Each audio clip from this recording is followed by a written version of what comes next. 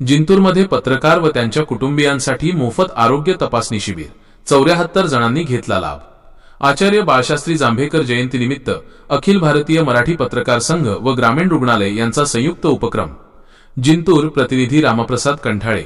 पत्रकारितेचे जनक आचार्य बाळशास्त्री जांभेकर यांच्या जयंतीनिमित्त अखिल भारतीय तालुका मराठी पत्रकार संघ जिंतूर आणि ग्रामीण रुग्णालय जिंतूर यांच्या वतीने रविवार 11 जानेवारी 2026 रोजी पत्रकार व त्यांच्या कुटुंबियांसाठी मोफत आरोग्य तपासणी शिबिराचे आयोजन करण्यात आले होते।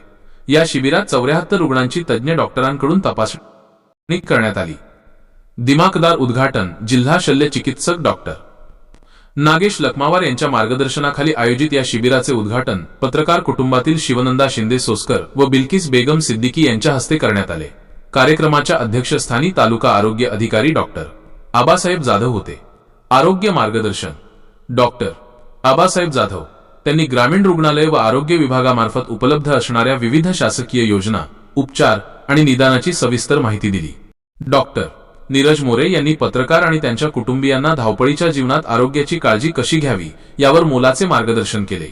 शेख शकील अहमद यांनी प्रास्ताविकातून उपक्रमाचा उद्देश स्पष्ट केला। तपासणी आणि उपचार शिबिरामध्ये doctor Dnyaneshwar Maghade, doctor Neeraj More, doctor Hemant Bhutte व डॉक्टर प्रशांत बामणे यांनी 74 रुग्णांची आरोग्य तपासणी केली।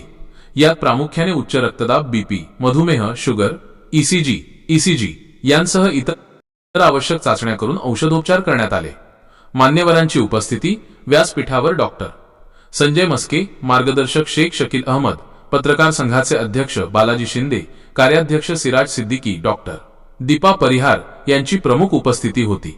कार्यक्रमाचे सूत्रसंचालन व आभार प्रदर्शन गणेश देशमुख यांनी केले। यांनी घेतले परिश्रम।